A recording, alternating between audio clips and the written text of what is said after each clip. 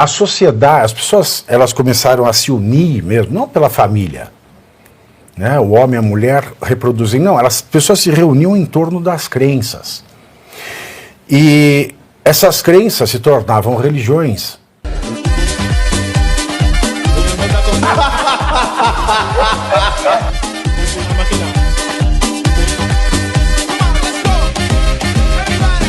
Muita gente fala assim, fala de Papa, não aguento mais, eu não sou católico. Não. Eu só quero dizer o seguinte, aproveitando a lição que o professor nos deu. Na história da humanidade no mundo, e olha, nós estamos falando que tem dezenas, 20 milhões de anos a raça humana na Terra, 20 milhões de anos. Homem sapiens 100 mil, mais ou menos. 100 mil anos, vamos para 100 mil anos. 100 mil anos do Homo sapiens na face da Terra. Nós temos, só de pré-história, quase 100 mil anos. A história, ela começa mais ou menos no 4.000 antes de Cristo, no nosso calendário. Então nós temos 6 mil anos de história para mais de 94 mil anos de pré-história.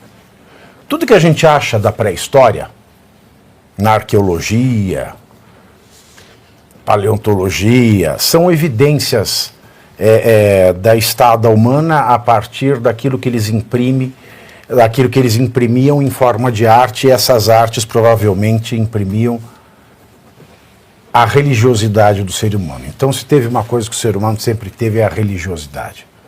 Artes de cavernas, a mais antiga data de mais ou menos 50 mil anos antes de Cristo, é a primeira expressão religiosa achada por arqueólogos.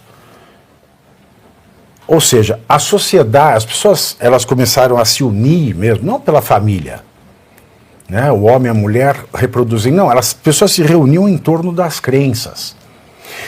E essas crenças se tornavam religiões. E antes do cristianismo, senhores, é uma coisa básica, mas que muita gente não sabe. As religiões eram religiões próprias de tribos, impérios ou famílias. Ou você era daquela tribo, ou você não era daquela religião. Ou você era daquele império, ou você não era daquela região. Ou você fazia parte de uma família, de uma descendência, ou você não era daquela região. Portanto, a religião, ela era um dos componentes de desunião no mundo. As pessoas se atracavam porque o Deus de cada um permitia que se fizesse as maiores barbaridades com os outros que pertencem a outros deuses, ou não deuses verdadeiros, e por aí vai. O cristianismo, ele é uma ramificação de uma religião de tribo, que é o judaísmo, né? a tribo de Israel. Tanto é que Jesus nasce no seio do judaísmo. Mas qual é a diferença do cristianismo, do judaísmo, de quem ele bebeu muitos dos valores, muita da sua tradição? Mas qual é a grande relevância do cristianismo? Não fosse o cristianismo, nós ainda viveríamos em tribos, famílias ou impérios de religiões. O que o cristianismo traz é aquilo que muita gente acha ruim falar, né? Globalismo. O primeiro fenômeno de globalismo foi Cristo. Existe um Deus que é Pai de todo ser humano que vive em qualquer canto da face da terra. Então você não precisa ser de uma tribo, de um império, de uma família para ser filho desse Deus que vem ao mundo através de Jesus Cristo. Se não fosse esse globalismo do cristianismo, o universalismo do cristianismo, nós sequer poderíamos pensar em uma civilização que se sustentasse e conseguisse por 2000 anos se desenvolver respeitando as suas tradições. Veja, nós temos mais de 95 mil anos nesse planeta Terra sem nada para nos lembrarmos. Nós temos 95 mil anos jogados no lixo. O período de maior prosperidade da humanidade é o período em que o cristianismo traz essa novidade do Deus universal. E por mais que você não seja católico, não seja judeu, por mais que você seja cristão, mas não seja católico, por mais que você não seja cristão, você há de reconhecer isso. E todas as ramificações, todas as religiões cristãs, não católicas, apostólicas, romanas, é claro, elas têm como berço remoto a Igreja de Roma.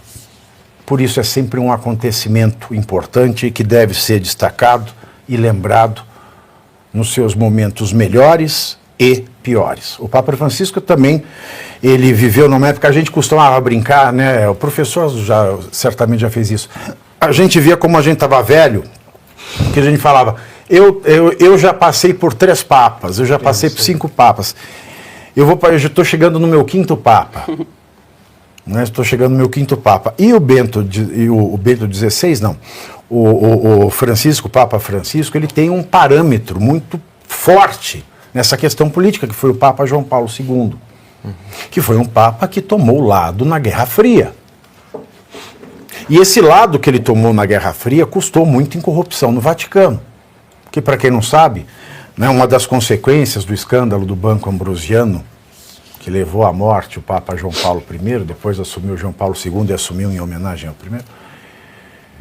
E o Papa João Paulo I tinha adotado esse nome porque, em homenagem ao Papa João XXIII, que foi um dos grandes heróis nos tempos do nazismo, ele salvou muitas famílias judias da Alemanha nazista e da França dominada pelo nazismo, e o Papa Paulo VI, que foi um Papa longevo, que veio logo depois do João XXIII, e o João Paulo I, que viria para organizar esta corrupção, depois do escândalo do Banco Ambrosiano, adotou o nome de João e Paulo. E o João Paulo II, que entrou 6 meses depois da morte suspeita, né, do Papa João Paulo I, o João Paulo II ele chegou a usar o dinheiro do Banco do Vaticano para financiar a queda do comunismo na Polônia, que é o seu país natal.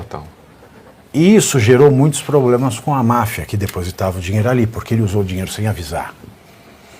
Então, ele tem esse parâmetro do João Paulo II e também ele herdou esse acúmulo, né, de equilíbrios que tiveram que ser buscados porque ele usou dinheiro de gente que não presta para fazer uma coisa que presta. Então, meus queridos, nós não vamos ficar só nesse assunto. Para quem fica perguntando aqui, tem outro assunto? Tem muito assunto. Afinal de contas, estamos no Brasil, mas eu espero que vocês tenham aprendido um pouco. Vocês tenham aprendido um pouco aqui, porque, para quem não sabe, tem gente muito desinformada, né? Eu não canso de dizer, eu sou gay, então eu já frequentei muito, hoje eu não saio mais de casa, mas eu tive muitos amigos gays, etc. E uma das coisas que sempre se fala na militância é, e se não tivesse a igreja, como a gente estaria moderno, né? Aí tem até uns filmes de uns débeis mentais, são débeis mentais que fazem filmes desses. Um mundo sem a igreja, um mundo futurista, né? Tudo muito desenvolvido, nada disso. A gente estaria, talvez, morando em caverna. Porque eu não sei se vocês não saibam que foi a Igreja de Roma, cujo Papa morre hoje, que inventou um troço chamado escola, que inventou um troço chamado hospital, que inventou um troço chamado cópia de livro. Então, portanto, é importante sim, e se você sair daqui aprendendo um pouquinho, eu já fico feliz. Agora vamos falar embaixo. E você aí já está preparado para ter todos os argumentos para dizer que Marx não foi um cara legal, para dizer que o comunismo não é um lugar para diversidade, para desmontar essa grande fake news histórica da esquerda, que é repetida por nossos professores de história, de geografia, de sociologia, que é repetida nas universidades, que é repetida nos livros. Está preparado para dizer por que Marx não era um cara legal e por que todo marxista raiz também não é, e porque o comunismo é terrível. Você já leu nos anais de Marx?